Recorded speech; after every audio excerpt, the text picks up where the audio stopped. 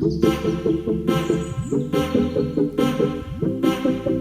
पास endometrial biopsy की भी सुविधा है। मैं एंडोमेट्रियल बायोप्सी ओपीडी प्रोसीजर के तौर पे करती हूँ। इसमें आपको भर्ती होके सफाई कराने की आवश्यकता नहीं है। हमारे पास अत्याधुनिक सुविधाएं हैं। दूसरा, अगर कंटिन्यूअस वाइट डिस्चार्ज आता है तो क्रायोकॉटरी, कॉल्पोस्कोपी, ये सब भी हम करते हैं। तीसरा, कि दूरबीन से जो सारे ऑपरेशन किए जाते हैं, जिस महिला को बच्चेदानी निकलवाने की जरूरत पड़ रही है उसका हम दूरबीन से बच्चेदानी निकाल सकते हैं।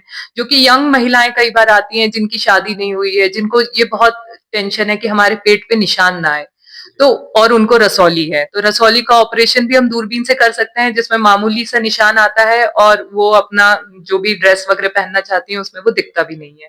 तो अंडेदानी के जो ऑपरेशन है, रसौली है, यूट्रस की रसौली है जिन्हें फाइब्रॉइड बोलते हैं, ये सब भी हम दूरबीन से निकाल सकते हैं। तो ये सारी सुविधाएं मैं रोहिलखंड मेडिकल कॉलेज और केशलता हॉस्पिटल में देती हूँ। मैं सुबह 9 बजे से 4 बजे तक यहाँ उपलब्ध रहती हूँ। मोस्टली मैं रोहिलखंड में रहती हूँ और ऑन कॉल बेसिस पे केशलता हॉस्पिटल आ जाती हूँ अगर कोई मरीज होता है। नमस्कार, अटल न्यूज में आपका स्वागत है और मैं आपसे मुखातिब हूँ समीर अब्बास। महिलाओं में जो है खास तौर से हम ये देखते हैं कि जानकारी का ज्यादा अभाव होता है और ये जानकारी तब ज्यादा जरूरी हो जाती है जब वो खास तौर से जो है प्रेगनेंसी की दौर से गुजरती है, क्योंकि तब ना ही सिर्फ एक जिंदगी बल्कि दो जिंदगियों की बात होती है। और जाहिर सी बात है कि महिलाओं में जानकारी की बहुत जरूरत है और आधुनिक विधि के जरिए से तमाम जो बरेली के दिग्गज डॉक्टर हैं वो काम कर रहे हैं। और उसमें डॉक्टर प्रज्ञा मिश्रा जी ने जो एंडोस्कोपी में काम किया है पिछले कुछ वक्त में, वो यकीनी तौर पर जो है काबिल तारीफ है। हम उनसे कई अहम विषयों पर जानकारी हासिल करेंगे। उनके पास ना ही सिर्फ यूपी से बल्कि उत्तराखंड से भी बड़ी संख्या में मरीज आते हैं, क्योंकि एंडोस्कोपी के जरिए से जो कहीं ना कहीं जो बहुत ही कम जो है बच्चेदानी का खासतौर से जो चीरे के जरिए से तमाम इलाज है वो वही कर पाती हैं। वो चीजें समझेंगे कि ये किस तरह की विधि है और साथ में कुछ महिलाओं में होने वाली तमाम जो दिक्कतें हैं वो समझने की कोशिश करेंगे। वो केशलता हॉस्पिटल में सेवाएं देती हैं और इसके अलावा रोहिलखंड मेडिकल कॉलेज में भी सेवाएं देती हैं। उनकी खुद की अपने आप में एक अहमियत है, क्योंकि आधुनिक विधि के जरिए से वो तमाम काम कर रही हैं। उन्होंने अपना एमबीबीएस जो है मुंबई से पूरा किया, उसके अलावा उन्होंने मेडिकल कॉलेज जो गवर्नमेंट का भोपाल में है वहां से एमएस पूरा किया। इसके अलावा फेलोशिप जो है मुंबई और स्विट्जरलैंड और इसके अलावा और भी हिंदुस्तान के जो तमाम शहर है वहां से पूरी करने के बाद वो बरेली में इस वक्त अपनी सेवाएं दे रही हैं और मशहूर orthopaedic surgeon, spine surgeon doctor Varun Agarwal ji की वो वाइफ भी हैं। तो मैं अब सीधे तौर पे आपसे जुड़ूंगा। सबसे पहले थोड़ा सा अपने बारे में और बता सकती हैं, उसके बाद हम सब्जेक्ट की तरफ आएंगे और क्या क्या खास तौर से आप इस बीच बरेली में जो है काम कर रही हैं अपने एक्सपीरियंस के जरिए। नमस्कार। आपने तो मेरा काफी अच्छा इंट्रोडक्शन दे ही दिया है, पर मैं डॉक्टर प्रज्ञा मिश्रा केशलता हॉस्पिटल में काम करती हूँ और प्रोफेसर हूँ रोहिलखंड मेडिकल कॉलेज बरेली में। मैंने अपना MBBS Topiwala national medical college Mumbai से पूरा किया था और post graduation Gandhi medical college और सुल्तानिया जनाना अस्पताल भोपाल से कंप्लीट किया। उसके बाद क्योंकि मुझे सर्जरी में ज्यादा इंटरेस्ट था और स्पेशली एंडोस्कोपी सर्जरी, जो कि एंडोस्कोपी का मतलब होता है कि छोटे से चीरे से दूरबीन से पेट में अंदर जो भी ऑपरेशन है, जो पहले बड़ा चीरा देके होते थे, वो दूरबीन की विधि से करना, उसको सीखने की मुझे ज्यादा इच्छा थी। तो इसके लिए मैंने भारत में, बॉम्बे में, स्विट्जरलैंड में जा जाके थोड़ा बहुत सीखा और अब 8 साल से प्रैक्टिस करते करते, सीखने की तो कोई अंत होता ही नहीं है, तो सीख ही रहे हैं, पर अब मैं प्रैक्टिस करती हूँ और दूरबीन के ऑपरेशन करना मुझे सबसे सर्वाधिक पसंद है। जी जी। मैं आपसे अब ये जानना चाहता हूँ कि दूरबीन विधि से किस तरह के ऑपरेशन होते हैं, किस ऑपरेशन में जरूरत पड़ती है, ये भी पब्लिक को समझना चाहिए कि उनको ये दिक्कतें हैं। तो वो तो खैर आप ही देख के बताएंगे, लेकिन फिर भी उसके बारे में थोड़ा सा अगर आप बताना चाहें तो दूरबीन विधि से वो सारे ऑपरेशन हो सकते हैं जो कि ओपन से होते हैं। दूरबीन से बच्चा निकालने के अलावा महिलाओं के सारे ऑपरेशन हो सकते हैं। और एक बहुत बड़ी भ्रांति ये है, जो कि बहुत मरीज मुझसे पूछते हैं कि क्या दूरबीन से ऑपरेशन आप करेंगी तो पूरा बच्चादानी निकलेगा कि नहीं, या पूरा अंडादानी नहीं निकलेगा, तो ऐसा कुछ नहीं है। पेट के अंदर एक बार जाने के बाद ऑपरेशन करने की विधि जैसी ओपन टेक्निक में होती है, बिल्कुल वैसी ही होती है। बस इसमें यह है कि हमारे बड़े चीरे में हाथ अंदर जाते हैं, इसमें हमारे पतले पतले इंस्ट्रूमेंट 5 मिलीमीटर से जो चले जाते हैं वो ऑपरेशन करते हैं। तो जैसा ऑपरेशन ओपन में होता है वैसा ही इसमें होता है, बस चीरा कम आता है, ब्लीडिंग कम होती है, रिकवरी बहुत फास्ट होती है। तो जैसे कॉमन ऑपरेशन महिलाओं के हैं, बच्चादानी निकालना, रसौली का ऑपरेशन, अगर किसी को प्रेगनेंसी नहीं रुक रही है किसी रसौली के कारण या कुछ और ओवेरियन मास के कारण, एंडोमेट्रियोसिस के कारण, तो ये सारे ऑपरेशन दूरबीन से करना बहुत बेहतर होता है, क्योंकि इसका रिजल्ट ज्यादा अच्छा होता है। हम्म। अच्छा, आपसे मैं ये जानना चाहता हूँ कि ये तो हो गया कि किस तरह से एंडोस्कोपी के जरिए से आप काम कर रही हैं। तो एंडोस्कोपी और लेप्रोस्कोपी क्या एक ही चीज है, अगर पब्लिक समझना चाहे, या दोनों के अलग अलग? देखिए, एंडोस्कोपी समझ लीजिए पिताजी हैं और लेप्रोस्कोपी उनका बेटा है। तो एंडोस्कोपी मतलब कि दूरबीन से ऑपरेशन, अब लेप्रोस्कोपी मतलब दूरबीन से पेट के ऑपरेशन। तो एंडोस्कोपी से स्पाइन का भी ऑपरेशन होता है, जो कि आपने बताया मेरे हस्बैंड करते हैं। मैं पेट के ऑपरेशन दूरबीन से करती हूँ। बहुत उसमें एंडोस्कोपी नाक कान गले में भी यूज होती है, तो वो एंडोस्कोपी है, पर अगर उसका हम पेट में यूज देखें तो उसको लेप्रोस्कोपी बोला जाता है। हुँ। अच्छा, अब हम थोड़ा-सा आगे बढ़ेंगे। महिलाओं में जो हम देखते हैं, जब कोई प्रेगनेंसी में महिला पहुँचती है, तो उसमें टेस्ट जो होते हैं, उसकी बड़ी अहमियत है, बहुत ज़रूरी है, और वो लोगों को पता नहीं होते। तो कई बार वो मिस कर जाते हैं, तो उसमें कहीं न कहीं, ना ही महिलाओं को दिक्कत होती है, बल्कि जो उसके गर्भ में बच्चा पल रहा है, उसकी ज़िंदगी के लिए भी एक मुश्किल है। तो जो टेस्ट पूरे 9 महीने के हैं, मैं चाहता हूँ कब कब कौन-सा होता है और इसकी क्या अहमियत है? क्या इम्पोर्टेंसी है, उसके बारे में थोड़ा-सा? देखिए, पेशाब जांच से अगर प्रेगनेंसी कंफर्म हो जाती है और हम जानते हैं कि प्रेगनेंसी बच्चेदानी के अंदर ठहरी है, ये तो हम उसके कुछ-कुछ उसे टेस्ट एडवाइस करते हैं, जिसमें सबसे इम्पोर्टेंट है हीमोग्लोबिन की जांच, क्योंकि प्रेगनेंसी में रिक्वायरमेंट बढ़ जाती है, तो हीमोग्लोबिन की कमी होना बहुत कॉमन है, अनीमिया बहुत कॉमन है, तो हीमोग्लोबिन की जांच बहुत जरूरी है। दूसरा, ब्लड ग्रुप की जांच। अब हीमोग्लोबिन पूरी प्रेगनेंसी में बढ़ता घटता रहता है, तो इसके लिए हमें उसकी 3 से 4 बार जांच करानी होती है पूरी प्रेगनेंसी में, 9 महीने में। पर ब्लड ग्रुप जो है वो कॉमन है, तो अगर कोई महिला अपना ब्लड ग्रुप जानती है और हम या उसका पहली बार कराएं तो उसको रिपीट करने की आवश्यकता नहीं होती है। दूसरा है कि जो हमारी कंट्री है वो diabetes capital of the world बोली जाती है। हमारे यहाँ पे महिलाओं को शुगर की प्रॉब्लम होने की प्रेगनेंसी में स्पेशली बहुत चांसेस होते हैं। तो शुगर का टेस्ट एक बहुत जरूरी टेस्ट है गर्भवती महिला में, भले ही जिसको पहले कभी शुगर नहीं रही हो, उसको भी प्रेगनेंसी में शुगर टेस्ट कंपलसरी होता है। और जैसे कि आम राय है कि शुगर टेस्ट कैसे करना है, फिंगर में प्रिक लगा के, पर ऐसा शुगर टेस्ट नहीं होता है। उनको 75 ग्राम ग्लूकोज पिलाया जाता है और उसके 2 घंटे के बाद शुगर टेस्ट होता है। इसको डिप्सी टेस्ट कहा जाता है। तो ये बहुत आवश्यक है। तीसरा, थायराइड की जांच बहुत जरूरी होती है, तो हमें थायराइड जानना जरूरी है। चौथा है पेशाब की जांच, क्योंकि पेशाब में इन्फेक्शन एक बहुत कॉमन कारण है। शुरुआत में अगर इन्फेक्शन हुआ तो अबॉर्शन होने का कारण है, बाद में इन्फेक्शन हुआ तो जल्दी डिलीवरी, प्री टर्म लेबर जिसे बोलते हैं, वो होने के बहुत चांसेस होते हैं। तो पेशाब की जांच बहुत आवश्यक है। तीसरा, एचआईवी की जांच। एचआईवी की जांच, क्योंकि माँ से बच्चे में भी संक्रमण फैलने का चांस होता है, तो एचआईवी की जांच। हेपेटाइटिस बी, काला पीलिया जो होता है जिसको हेपेटाइटिस सी बोलते हैं, इसकी जांच। ये कुछ जांचें हैं जो बहुत आवश्यक हैं। अब मोस्टली मेरे पास महिलाएं ये आती हैं कि हमें कोई जांच नहीं करानी, हमें बस अल्ट्रासाउंड कराना है। तो ये बात जानना जरूरी है कि अल्ट्रासाउंड पूरी प्रेगनेंसी में 3 से ज्यादा की आवश्यकता नहीं होती, अगर प्रेगनेंसी नॉर्मल तरीके से चल रही है। पर अगर कभी कुछ कंडीशन ऐसी आती है जो कि आपके डॉक्टर देख के बताएंगे कि उन्हें लगता है कि प्रेगनेंसी में हमें एक अल्ट्रासाउंड और कराना है या कलर डॉपलर कराना है, तो वो डॉक्टर देख के बताएंगे। तो अल्ट्रासाउंड को ज्यादा अहमियत देने से अच्छा हमें ब्लड टेस्ट और पेशाब की जांच को देना चाहिए, और अल्ट्रासाउंड अपनी डॉक्टर की ही एडवाइस से कराना चाहिए, ना कि खुद की मर्जी से जब मन करता है तब कराना चाहिए। जी, जी। एक बात मैं आपसे जानना चाहता हूँ कि ये पब्लिक से अक्सर सवाल आते हैं, जैसे-जैसे टाइम बढ़ा, तो जो है हम देख रहे हैं ऑपरेशन से डिलीवरी केस ज़्यादा बढ़ रहे हैं। इसकी वजह क्या है?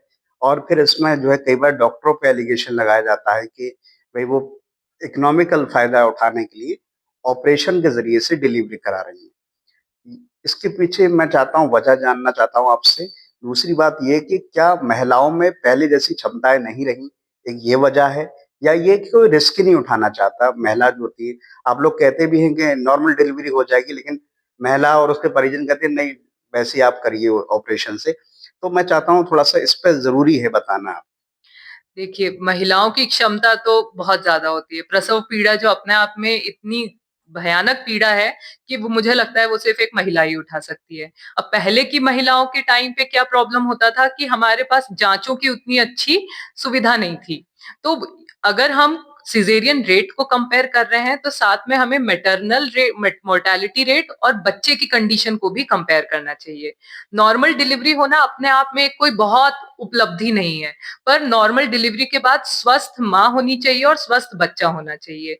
तो मेरे मॉनेटरी फ़ायदा, फाइनेंशियल फ़ायदा तो मुझे नहीं लगता कि कोई भी महिला डॉक्टर ऐसा उठाना चाहती है। पर सिज़ेरियन का एडवाइस इसीलिए दिया जाता है क्योंकि आजकल हमारे पास इतनी अच्छी सुविधाएँ हैं, जैसे सीटीजी है। सीटीजी बच्चे का धड़कन का अप डाउन पूरा देख के समझ लेते हैं हम कि इस बच्चे को अभी निकट भविष्य में अंदर दम घुटने की गुंजाइश है या नहीं है, या सब प्रसव अच्छे से हो सकता है। तो हम बहुत सी चीज़ें पहले पकड़ लेते हैं और डिलीवरी में अगर बहुत ज़्यादा टाइम लग रहा है तो उनको पहले बोला जाएगा कि अब आप सिज़ेरियन की तरफ रुझान करिए, क्योंकि बच्चे में प्रॉब्लम आने की संभावना है। तो इसके कारण सिज़ेरियन का रेट बढ़ गया है।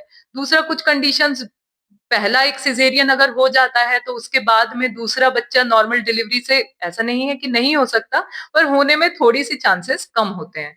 तो दूसरा कारण ये भी है कि पहला सिज़ेरियन हो गया तो दूसरा बच्चा सिज़ेरियन से होता है। जी। तो ये इसी के कारण सिज़ेरियन रेट बढ़ रहा है। और मेरी अगर पर्सनल ओपिनियन लें तो मुझे लगता है कि नॉर्मल डिलीवरी के चार्जेस और सिज़ेरियन के चार्जेस लगभग सेम होने चाहिए, क्योंकि नॉर्मल डिलीवरी में पूरे समय एक डॉक्टर अपना वहाँ पे उपस्थित रहती है। क्षण-क्षण भर मरीज़ का वाइटल्स और बच्चे के वाइटल्स देखती हैं, तो जितनी मॉनिटरिंग नॉर्मल डिलीवरी में लगती है, उससे कई ज़्यादा कम सिज़ेरियन में लगती है। जी। ये एक अच्छी बात है, आपकी हिंदी और इंग्लिश दोनों बहुत बेहतर हैं, दोनों बड़े अच्छे से बोल पाती। बस आखिरी के 1-2 सवाल रह गए। मैं आपसे ये जानना चाहता हूँ कि कौन-कौन सी फैसिलिटी आप उपलब्ध करा पा रही हैं रोहिलखंड मेडिकल कॉलेज में और केशलता में भी? आप उसका पहले एक एक बार जो है ज़िक्र कर दें ताकि लोगों को और पता चले, और टाइमिंग भी बहुत अहम है, जैसे आज आप यहाँ रहती हैं या और किस दिन रहती हैं, वो भी ज़रूर बताएँ। हाँ, देखिए, गर्भवती महिलाओं की तो सारी प्रॉब्लम्स जो होती हैं, जैसे उनका एंटीनेटल चेकअप, अल्ट्रासाउंड, उनका टीकाकरण, उनकी जाँचें, ये सब केशलता अस्पताल और रोहिलखंड मेडिकल हॉस्पिटल में उपलब्ध है। डिलीवरी, पेनलेस डिलीवरी भी हमारे यहाँ उपलब्ध है, नॉर्मल प्रसव और सिज़ेरियन सेक्शन की भी सुविधा उपलब्ध है। उसके अलावा जो कि नॉन प्रेग्नेंट महिलाएँ, उनके लिए अभी मुझे एक चीज़ के पे बहुत ज़ोर देने का मन कर रहा है कि सर्वाइकल कैंसर वैक्सीन। जी। सर्वाइकल कैंसर एक world over second common reason है महिलाओं की हुँ, मृत्यु होने का, और ये टोटली प्रिवेंटेबल है। इसके लिए 9 से 14 वर्ष की बच्चियों को वैक्सीन 2 डोज़ दी जाती है और उसके बाद 3 डोज़ 45 साल की उम्र तक महिलाओं को मिलना चाहिए। इसके अलावा पैप स्मीयर की सुविधा, ये हर महिला का पैप स्मीयर 21 साल के बाद 3-3 वर्ष में होना चाहिए। इससे क्या होगा कि हम जो सर्वाइकल कैंसर है, जो बच्चेदानी के मुहाने का कैंसर है, हम उसको बहुत पहले पकड़ सकते हैं और हम उसका उचित इलाज कर सकते हैं। तो ये एक बहुत ही प्रिवेंटेबल कैंसर है और इसके लिए अगर अवेयरनेस बढ़ेगी तो हम इसको प्रिवेंट कर सकते हैं। दूसरा, मेरे पास एंडोमेट्रियल बायोप्सी की भी सुविधा है। मैं एंडोमेट्रियल बायोप्सी ओपीडी प्रोसीजर के तौर पे करती हूँ। इसमें आपको भर्ती होके सफाई कराने की आवश्यकता नहीं है, हमारे पास अत्याधुनिक सुविधाएँ हैं। दूसरा, अगर कंटीन्यूअस व्हाइट डिस्चार्ज आता है तो क्रायोकॉटरी, कोल्पोस्कोपी, ये सब भी हम करते हैं। तीसरा, कि दूरबीन से जो सारे ऑपरेशन किए जाते हैं, जिस महिला को बच्चेदानी निकलवाने की ज़रूरत पड़ रही है, उसका हम दूरबीन से बच्चेदानी निकाल सकते हैं। जो कि यंग महिलाएँ कई बार आती हैं जिनकी शादी नहीं हुई है, जिनको ये बहुत टेंशन है कि हमारे पेट पे निशान ना आए। तो और उनको रसौली है, तो रसौली का ऑपरेशन भी हम दूरबीन से कर सकते हैं, जिसमें मामूली सा निशान आता है और वो अपना जो भी ड्रेस वगैरह पहनना चाहती हैं, उसमें वो दिखता भी नहीं है। तो अंडेदानी के जो ऑपरेशन है, रसौली है, यूट्रस की रसौली है जिन्हें फाइब्रॉइड बोलते हैं, ये सब भी हम दूरबीन से निकाल सकते हैं। तो ये सारी सुविधाएँ मैं रोहिलखंड मेडिकल कॉलेज और केशलता हॉस्पिटल में देती हूँ। मैं सुबह 9 बजे से 4 बजे तक यहाँ उपलब्ध रहती हूँ। मोस्टली मैं रोहिलखंड में रहती हूँ और ऑन कॉल बेसिस पे केशलता हॉस्पिटल आ जाती हूँ अगर कोई मरीज़ होता है तो। जी, जी। बस एक आखिरी सवाल और सबसे मुश्किल सवाल भी मैं कर कहता हूँ अक्सर, मैं आपसे जानना चाहता हूँ, एक तो ये कि एंटरटेनमेंट किस तरह से कर पाती हैं? परिवार आपका है और बहुत कामयाब परिवार है बरेली का और आपने भी उसमें और 4 चाँद लगा दिए हैं अपनी मेहनत से। कैसे एंटरटेनमेंट करती हैं वो बताइएगा? दूसरा ये कि मान लिया किसी की औलाद नहीं होती है, तो आप अपनी कोशिशों से, इलाज से, दवाइयों से, मेडिसिन से जब उसके अंदर प्रेगनेंसी हो जाती है और उसकी औलाद होती है, तो कैसी खुशी होती है? क्योंकि आप भी एक माँ हैं, तो वो खुशी दुगनी बढ़ जाती होगी, तो उसका एहसास क्या होता है? मैं चाहता हूँ दोनों का आप जवाब दें क्योंकि एक माँ के लिए, एक औरत के लिए सबसे अहम जो ज़िंदगी का पार्ट है, वो माँ बनना है। तो वो अगर आप अपनी कोशिश उस कर पाती हैं, तो कैसा लगता है? देखिए, मैं अपने एंटरटेनमेंट के लिए तो जैसा कि मेरा बेटा है 6-7 साढ़े 6 साल का है, उसके साथ ही मेरा बहुत सारा समय बीत जाता है। तो उसको पढ़ाना, उससे बातें करना और अब तो वो इस उम्र में आ गया है कि वो मुझे भी बहुत कुछ-कुछ सिखा देता है। तो उनके साथ मेरा बहुत समय बीतता है और मुझे बहुत खुशी होती है उसके साथ समय बिताने में। उसके अलावा मैं अपनी पढ़ाई में थोड़ा बहुत मेरा कोशिश रहता है कि हर दिन कुछ न कुछ नया पढ़ें, अपने सब्जेक्ट से रिलेटेड या कोई और जैसे मुझे ज्योतिष में इंटरेस्ट है, तो मैं ज्योतिष पढ़ने का ट्राई करती हूँ रोज़ थोड़ा बहुत कुछ। और अगर किसी को देखिए अगर माँ बनने का सुख तो डेफ़िनेटली एक माँ का जो बच्चे से कनेक्शन होता है, वो तो मुझे नहीं लगता कि किसी और का किसी भी चीज़ से आप कंपेयर कर सकते हैं। तो जो माँ बनने की खुशी होती है, अगर मेरी किसी भी देखिए है तो ईश्वर सर्वज्ञ, वो जानता है कि बच्चा का मतलब रुकेगा, नहीं रुकेगा। अगर मेरी थोड़ी-सी कोशिश से बच्चा किसी का ठहर जाता है और एक स्वस्थ बच्चा उसे मिलता है, तो मैं सबसे ज़्यादा ईश्वर को थैंक यू बोलती हूँ कि मैं उसका निमित्त मात्र बनी और बच्चा उनका हो गया। और मैं बहुत थैंकफुल होती हूँ कि भगवान ने मुझ पे भी प्रेयर दिखाई और उस महिला पे भी प्रेयर दिखाई। तो मैं बस एक रीज़न हूँ कुछ होने का, बाकी तो ईश्वर ही सर्वोपरि है। चलिए, बहुत-बहुत शुभकामनाएँ हैं आपके लिए। आपकी हिंदी बहुत अच्छी है, पता नहीं कहाँ से इतनी अच्छी हिंदी आप बोल पाती हैं। ये कहीं सीखती हैं या सीखी-सिखाई? मेरे जो नानी का परिवार है, मेरी नानी संस्कृत में पीएचडी, मेरी नानी की बहनें सारी संस्कृत में पीएचडी हैं, तो बचपन से मैंने उनको आपस में संस्कृत और हिंदी में बात करते सुना है। और मैं एक ब्राह्मण फैमिली से हूँ, तो मेरे माता-पिता भी घर में थोड़ा वो पंडिताई का माहौल रहता था। हर ही कोई मेरे घर में पंडित है, बहुत श्लोक-वोक भी चलते रहते थे। तो इसीलिए मेरी हिंदी ठीक-ठीक ही है, विद टाइम थोड़ी खराब होती जा रही है, पर मेरी कोशिश रहती है कि अच्छी हिंदी बोलूँ, अगर हिंदी बोल रही हूँ तो सिर्फ़ हिंदी में ही बोलूँ क्योंकि वो मिक्सचर भाषा जो है, वो नहीं अच्छी लगती है। तो और दूसरा मुझे लगता है कि मैं क्योंकि मध्य प्रदेश से हूँ, तो मध्य प्रदेश के लोगों की हिंदी थोड़ी ठीक रहती है। जी। तो जी, बस। चलिए, बहुत सारी शुभकामनाएँ आपके हाथ में ईश्वर जो भी केस दे वो कामयाब हो क्योंकि आप एक नहीं बल्कि 2 ज़िंदगियों की सुरक्षा करती हैं, हिफ़ाज़त करती हैं, बहुत सारी शुभकामनाएँ। आप बरेली में और अच्छा काम करें, एंडोस्कोपी में और नई-नई चीज़ें लाएँ ताकि और जो है हम ज़िंदगियों को बचा सकें, नई चीज़ें सिखा सकें, बहुत सारी शुभकामनाएँ। इस वक़्त जो है किचलका हॉस्पिटल में और रोहिलखंड मेडिकल कॉलेज में भी अपनी सेवाएँ दे रही हैं। एंडोस्कोपी में वो महारत हासिल कर चुकी हैं और बरेली में खास तौर से जो उन्होंने काम किया है वो यकीनी तौर पर बड़ा है। आप उनके पूरे इंटरव्यू को सुनिए, महिलाओं में होने वाली दिक्कत को वो आधुनिक विधि से जो ठीक कर रही हैं, उसका फ़ायदा उठाइए और कम पैसों में और कम वक़्त में जो इलाज मिल सकता है एंडोस्कोपी से, वो करने का मादा उनके अंदर है। इसके अलावा और भी तमाम चीज़ें जो उन्होंने ज़िक्र किया फैसिलिटी में, वो भी बताया और साथ में जो है और भी तमाम अपने तजुर्बे को यहाँ पर ज़ाहिर किया। हमारी शुभकामनाएँ हैं उनके लिए। आप उनसे मिलिए डॉक्टर प्रज्ञा मिश्रा जी से और फ़ायदा उठाइए। फिलहाल इन तमाम बातों के साथ मैं समीर अब्बास, अटल न्यूज़।